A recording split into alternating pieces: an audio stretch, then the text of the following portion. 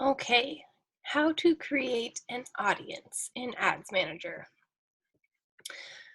So once you have chosen your objective within a campaign, you are moved on to the ad set. Within the ad set, you will create an audience. An audience is who your ad is going to be shown to. So when you're first starting out, it's really good to start with broad and go to more specific. So even just creating a general or broad ad set with a name to begin with. And then from there, you can start finding more specific target markets. So let's say you are a dog food company in Colorado and you've been around for a little while, sold a few products, and you've noticed a lot of people in their 50s and 60s are purchasing your product, but you also have a lot of people in their 20s purchasing your product. So maybe, you type in Denver, Colorado for your location, come down to your age group. Maybe you want to try something like 20 to 60. Or maybe in the future you want to try, or with two different ad sets, you can try one of people in their 20s and one for people in their 50s and 60s. When you start off broad, you do want to have some definition to your audience so that you can start getting some good feedback for your ad. So with the same theme in mind, let's say this company is located in Denver. So you put Denver, Colorado with a 25-mile radius. It's a pretty good population, a pretty good area of people. If you're an online company, if you sell things like an online boutique, online sales, maybe you want to look for locations on your website where people are making purchases from. So if you have websites like Squarespace or Etsy, oftentimes they'll tell you what states or what countries a lot of your sales are coming through. And you can use that here to help you with location targeting.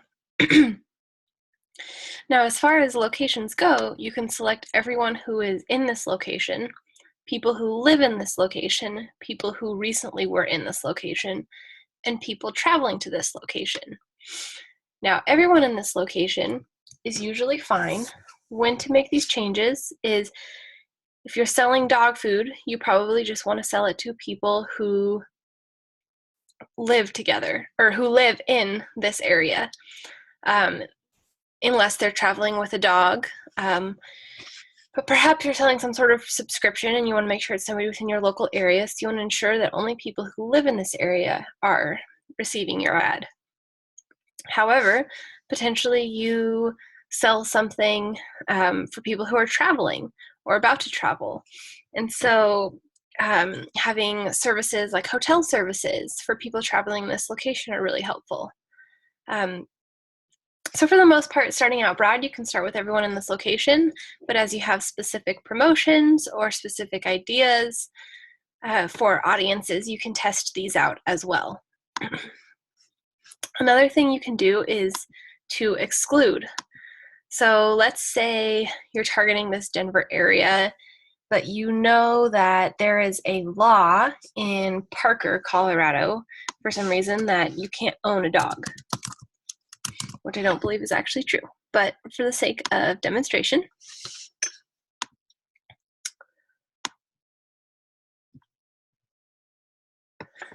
That's, we can just put that in there. You can also, if you know the zip code, enter in one of the zip codes to exclude the specific area as opposed to just a radius.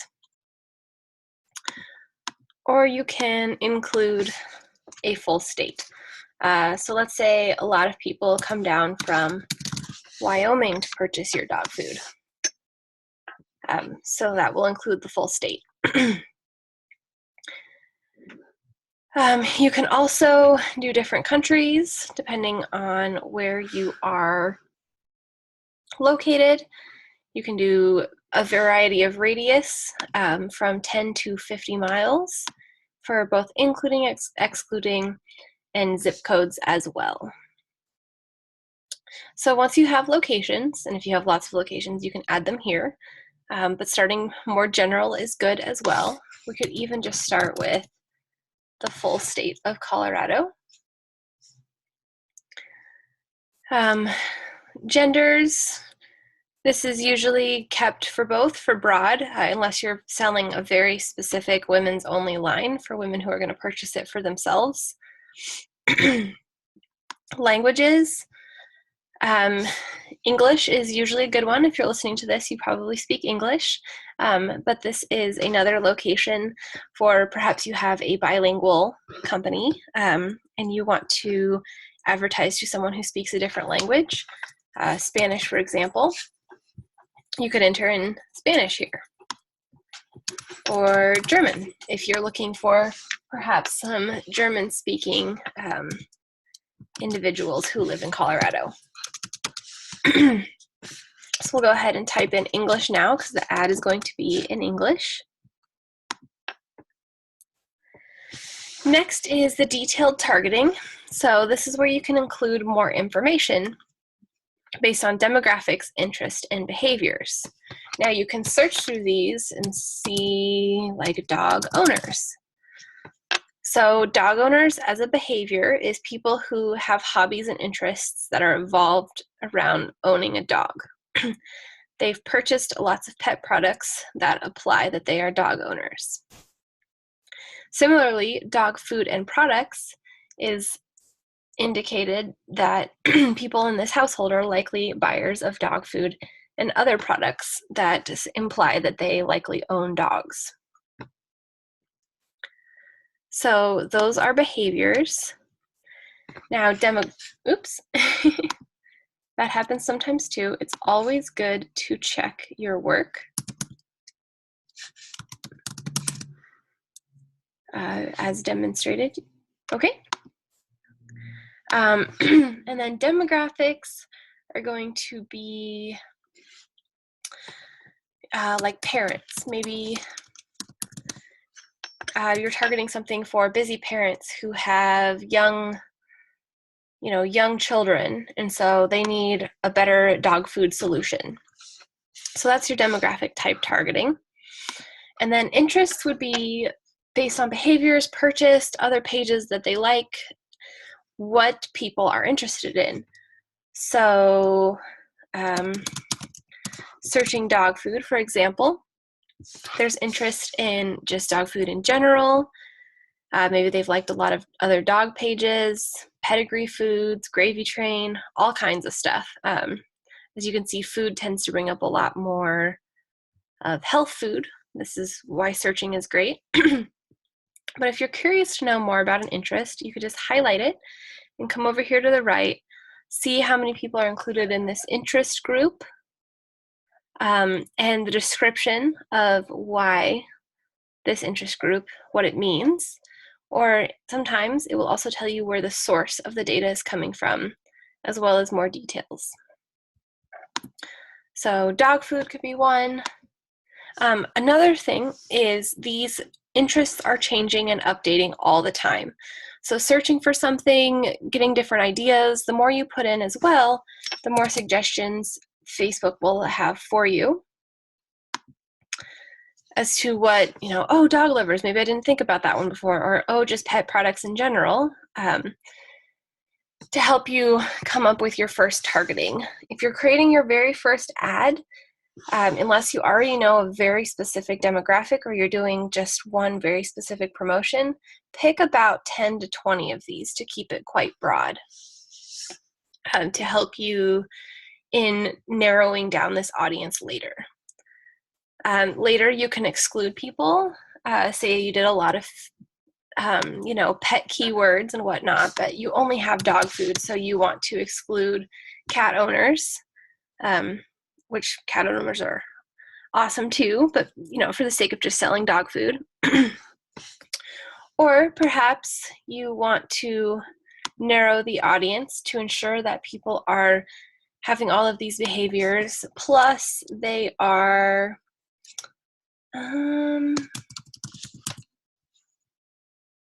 Sure, perhaps they are also sports fans. And this is important because a lot of the other products you have involve, maybe there are sporting athletes who are sponsoring your dog food. So this is where you can get more specific into those.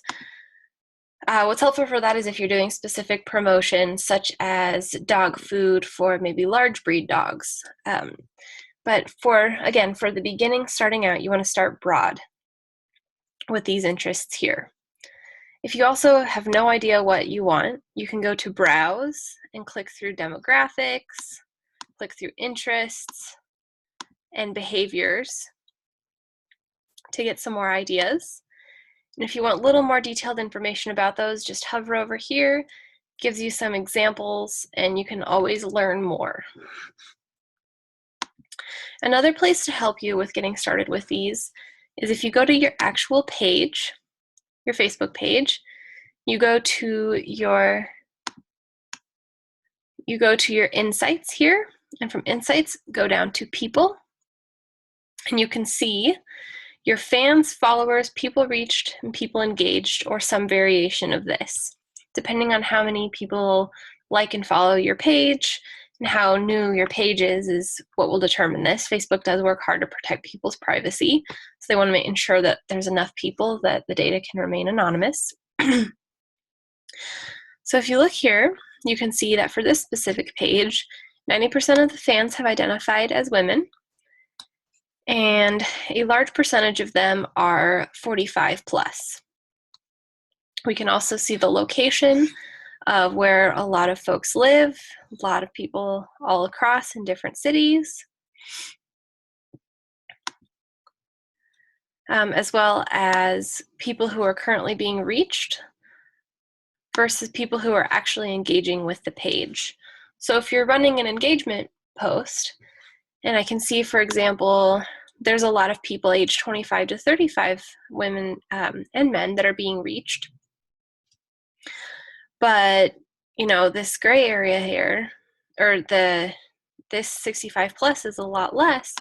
And then on engaged, I can see that the 55 to 65 plus is a lot more of who's actually engaging. So for this page, I would probably do an ad set that is reaching 45 or 55 plus women.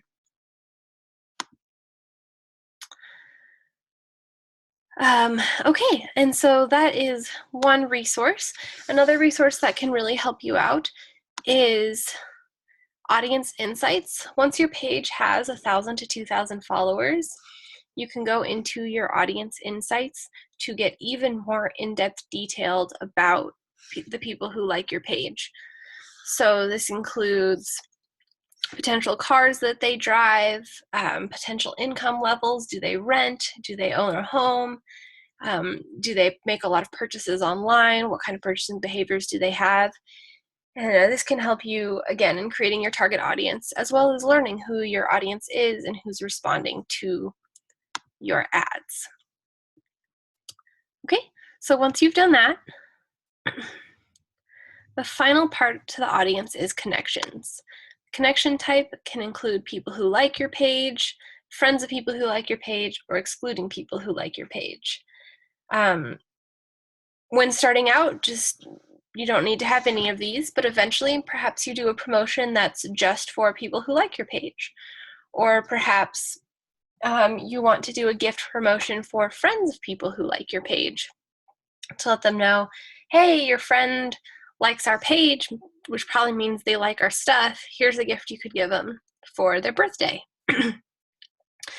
For excluding people who do like your page, this could be a promotion for potential new customers. It would be a good reason to use that. Or if you do one for your current audience and one that does not include your current audience. Apps as well. If you have an app and you want to get more engagement for people who use the app, or friends of people who use the app, or reaching people who have not used your app yet, this is where you do that. As well as events. If you want to let people who have responded to your event know some more information about your event, or if you're just trying to get some new responses, you can do that here, and even play around with events combinations. But again, as you're just getting started, don't worry about any of that just yet. starting broad is ideal because then you can make it easier later on as you get more data to then go through and look at your audience and see where your age range is and where people are living. Another good indicator here is this little dial to see if you're being too specific, too broad, or somewhere just in the middle. When you're getting started out, being more towards broad is okay. If you have a very specific promotion, being more towards specific is good. Just remember your cost per result might be a little bit more expensive.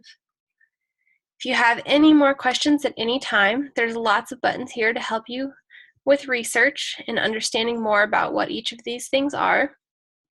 Or go ahead and get in contact and schedule a call to help build out a target audience anytime. Thanks. Happy advertising.